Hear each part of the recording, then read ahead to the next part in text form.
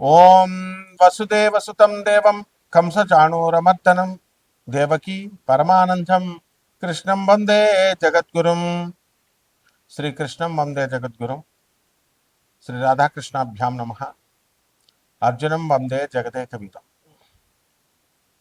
మన గురుదేవులైనటువంటి గోపాలరెడ్డి గారు, అలాగే వేణు గారు, మరి మీకు వారు అందరూ కూడా పొదరిల్లు, గుడిగంటలు, అలాగే ప్రస్తుతం తీస్తున్నటువంటి మళ్ళీ సీరియల్లో మీకు అందరికీ కూడా సుపరిచితులే.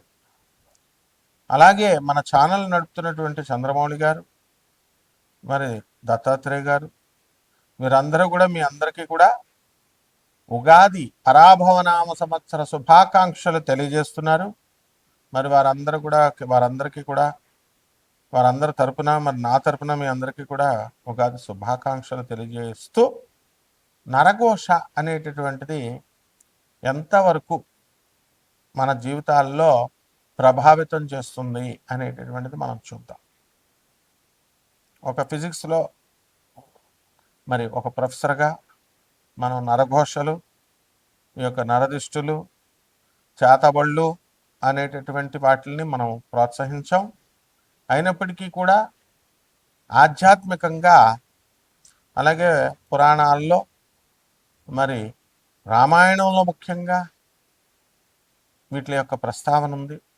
మైరావణుడు, ఈ యొక్క రావణాసురుడి యొక్క సోదరుడు, రామలక్ష్మణులు ఇద్దరిని తీసుకుపోయి పాతాళ లోకంలో చిన్న బొమ్మలుగా చేసి మరి వాళ్ళని బంధించి వాళ్ళిద్దరినీ కూడా పాతాళ లోకంలో నిర్బంధిస్తాడు. తర్వాత ఆంజనేయ స్వామి వారు వెళ్ళి మైరావణుని వధించి తన కొడుకైనటువంటి మకరధ్వజుడి సహాయంతో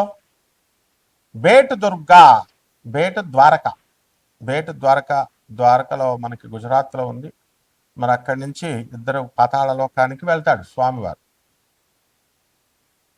అది బెర్ముడా ట్రయాంగల్ అనేటటువంటిది మీరు విన్నారు.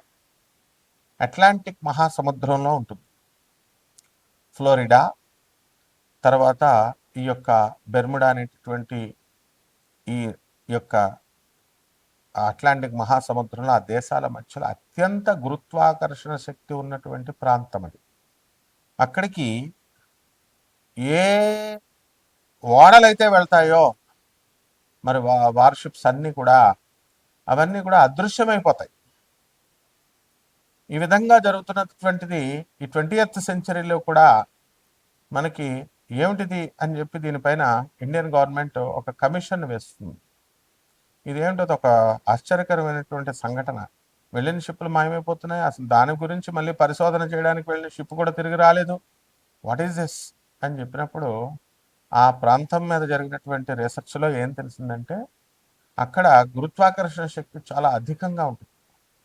అక్కడ మ్యాగ్నెటిక్ నార్త్ పోల్ను చూపించదు కంపాస్, ఒరిజినల్ నార్త్ పోల్ను చూపిస్తుంది. వేవ్స్ కూడా ఎలా ఉంటాయంటే భయంకరంగా ఉంటాయి.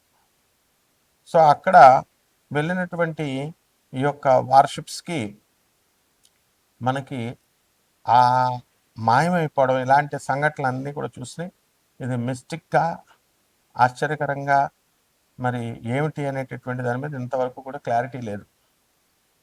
సైంటిఫిక్గా అన్ని ప్రూవ్ కావు. కాబట్టి ఈ యొక్క నరఘోష అనేటటువంటిది మనకి హీరో సుమన్ గారిని మనం తీసుకున్నప్పుడు ఆయన చాలా మేధావి, చాలా మంచివారు. మరి నేను ఒక మహోగ్ర తారగా ఎదిగిపోతున్న రోజుల్లో నా పైన చేతబడి చేయించారు అని చెప్పి ఆయన తన సొంత ఇంటర్వ్యూలో ఆయన స్వయంగా చెప్పడం జరిగింది. అటువంటి మహామేధావి చెప్పినటువంటి ఆయన యొక్క మన ఇంటర్వ్యూని మనం కొట్టి పారేయలేము.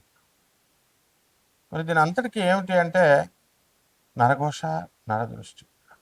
వీళ్ళు ఎక్కడుంటారా నాయన అంటే మన బంధువుల్లో, మన మిత్రుల్లో, మన పక్కన ఉన్నటువంటి వాళ్ళే కాంపిటీటర్స్గా, రైవల్స్గా తీసుకుంటారు, దిష్టి పెడతారు అని ఉంటుంది. దీన్ని అదునుగా తీసుకొని పూనకాలు వచ్చేవాళ్ళు, అంజనం వేస్తామనేటటువంటి వాళ్ళు, పురోహితులు, మంత్రగాళ్ళు, ఇలా కపట బ్రాహ్మణ, కపట జ్యోతిష్కుల, కపట మంత్రగాళ్ళంతా కూడా ఏమని చెప్తారంటే మీ బంధువుల్లోనే ఉన్నారు, మేము పేర్లు చెప్పాం, ఇట్లా ఏదో చెప్తూ ఉంటారు. సో బంధువుల మధ్య గొడవ పెట్టడం, ఇవన్నీ కూడా పేర్లు చెప్పడం వల్ల, వెల్లడించడం వల్ల ఇవన్నీ పక్కన పెడితే నరదృష్టి అనేటటువంటి వినాయకుల వారి యొక్క ఫోటోలు వస్తున్నాయి, అందరూ ఇంటి ముందు తట్టుకుంటారు. మరి మన గురువుగారు అయినటువంటి శ్రీమాన్ నండూరి శ్రీనివాసరావు గారు కూడా ఆయన ఒక సాఫ్ట్వేర్ ఇంజనీర్గా ఉండి మరి శ్రీ వైష్ణవులై మరి సాక్షాత్తు మా గురువుగారు అయినటువంటి ఇకిరాల వేదవ్యాస్ గారికి బంధువులై వారు కూడా నాకు ఈ యొక్క నరఘోష నరదృష్టి వల్ల మనందరం కూడా మనం దాని ఎఫెక్ట్ ఉంటుంది అని చెప్పి వారి యొక్క వీడియోల్లో చెప్పడం జరిగింది. ఇవన్నీ ప్రాక్టికల్ విషయాలు. ఇక మనం విషయానికి వచ్చినట్లయితే ఇప్పుడు ఒక మనిషి ఒక కుటుంబంలో, నిరుపేద కుటుంబంలో నలుగురు దాయాదులు పెరుగుతారు. ఒక వ్యక్తి తన సొంత ఆలోచనల వల్ల కానీ, తన సొంత ప్రతిభతో కానీ, తన కష్టంతో కానీ ఎదుగుతాడు. ఎదిగిన తర్వాత ఏం జరుగుతుందండి? అరే మా పెదనాన్న కొడుకు ఎదిగాడు, నేను ఇలాగే ఉండిపోయానని చెప్పి ఎదగినటువంటి వాళ్ళు ఒక రకమైనటువంటి ఒక క్రూర దృష్టితో చూస్తారు. ఆ దృష్టి ఏమవుతుందంటే నరఘోషగా నరుని యొక్క దృష్టికి నాపరాయి కూడా పగిలిపోతుంది అనేటటువంటి సామెత ఊరికినే రాదు కదా, నిప్పులేందే పొగ రాదు కదా. మరి ఈ విధంగా ఇటువంటి టాపిక్స్లో దిట్ట అయినటువంటి మరి మన చంద్రమౌళి, మన దత్తాత్రేయుడు, దత్తుడు, వీళ్ళందరూ కూడా ఛానల్ ఓనర్స్ అనమాట. ఈ టాపిక్కే చెప్పండి గురువుగారు అంట. కాబట్టి మేము సైన్స్ ప్రొఫెసర్లను అయినా మరి ఆధ్యాత్మికవేత్తలమైనా ఎటువంటి ఎంకరేజ్ చేయకూడదైనా అన్నా సరే కూడా ఇవి ఉన్నాయి కాబట్టి చెప్పండి గురుగారు, మిగతా పంతుల గారు చెప్తున్నారు అని చెప్తారు, సహజమే. మీకు ఒక ఉదాహరణ చెప్తాం. కలకత్తా నుంచి కోనార్క్ ఎక్స్ప్రెస్సో లేకపోతే భువనేశ్వర్ నుంచి వస్తూ ఉంటాయి.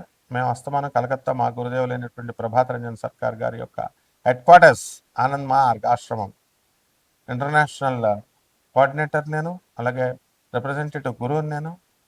మరి వస్తున్నప్పుడు మా గురుగారి దగ్గర పసి వయసు నుంచి మేము పెరిగాం. అక్కడి నుంచి వస్తున్నప్పుడు ఒక సంఘటన నేను అబ్జర్వ్ చేశాను.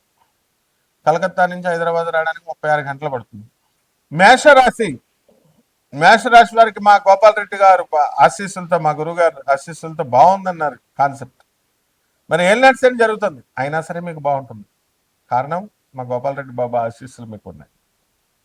అలాగే ఈ యొక్క మేషరాశి వారికి అందరికీ కూడా మనకి గురుడు మనకి మారుతున్నాడు.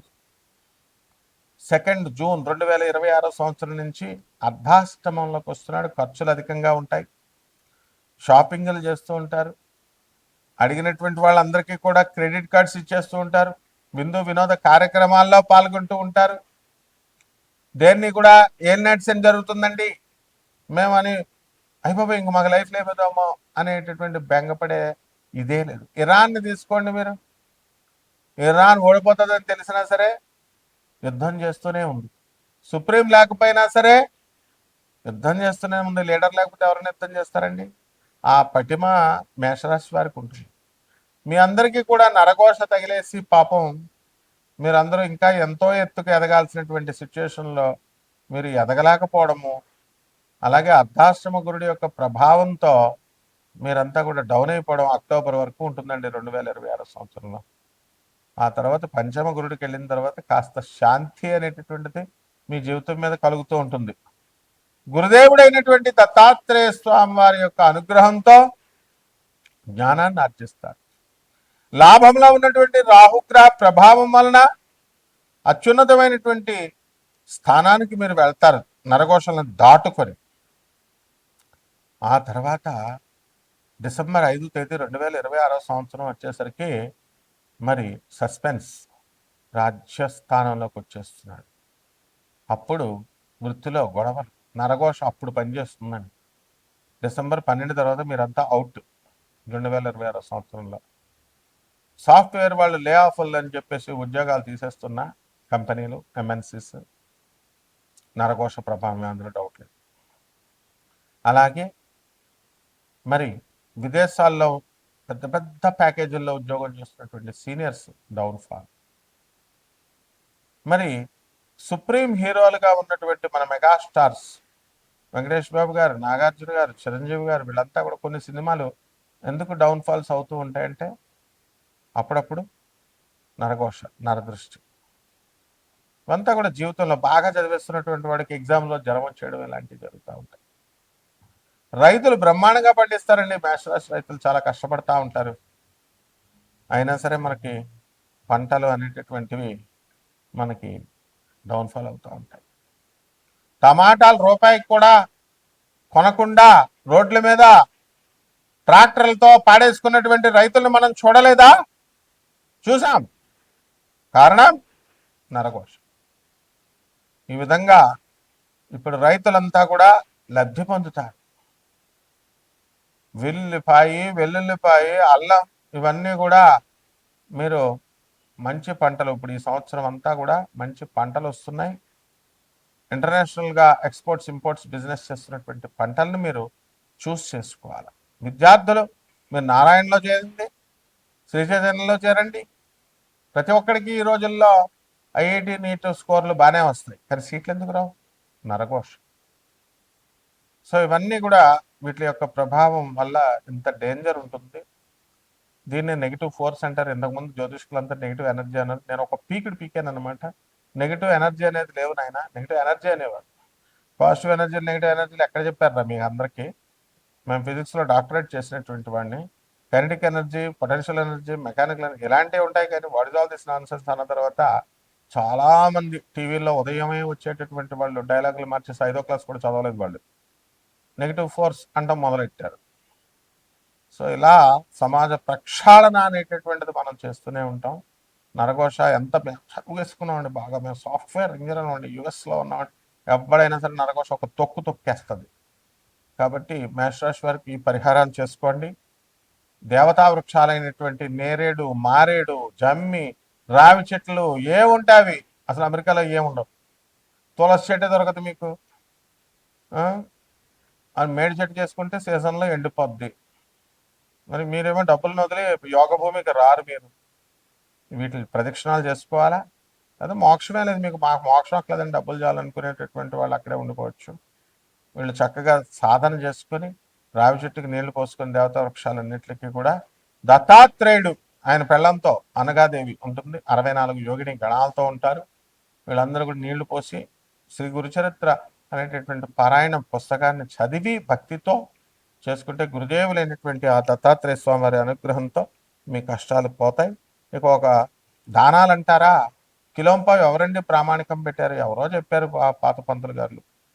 ఇప్పుడు ఒక పంతులు గారు చెప్పారు, ఏమండి మాకు బాగానే ఉందండి, దేవుడి దేవుడు మేము బంగారం అడిగితే బంగారం ఇస్తున్నాం, ఏదడిగితే అది ఇచ్చేస్తున్నారండి, అమౌంట్లు కూడా మాకు తగ్గట్టుగా ఇచ్చేవాళ్ళని మేము సెలెక్ట్ చేసుకుంటాం అంటున్నారు. కాబట్టి మామూలు పేదవాళ్ళు మాకుతో స్నేహం ఏంటండి అంటున్నారు. కాబట్టి ఒక బస్తా పావు అంటే ఒక బస్తా పావు బస్తా కలిపి నువ్వులతో మీరు చక్కగా ఈ యొక్క మేషరాశి ఏలినట్స్ జరుగుతుంది. కాబట్టి ఓ బ్రాహ్మడికి అధిక 5,000 రూపాయలు తగ్గకుండా మీరు చక్కగా మీరు దానం చేసుకోండి శనివారం ఉదయం 8 గంటలకు. లేనటువంటి వాళ్ళు మేము మామూలుగా ఉన్నటువంటి పేదవాళ్ళం అనేటటువంటి వాళ్ళు మీరు కిలోంపావు దానం చేసుకోండి. మీకు తోచిన దక్షిణ పంతులు గారు ఎలాగో మినిమం 500, 1000 అడుగుతారు, అధిక పారితోషికం అడుగుతారు. నువ్వుల దానం అందరూ పట్టరు, అలాంటివి ఇచ్చుకొని చేసుకోండి.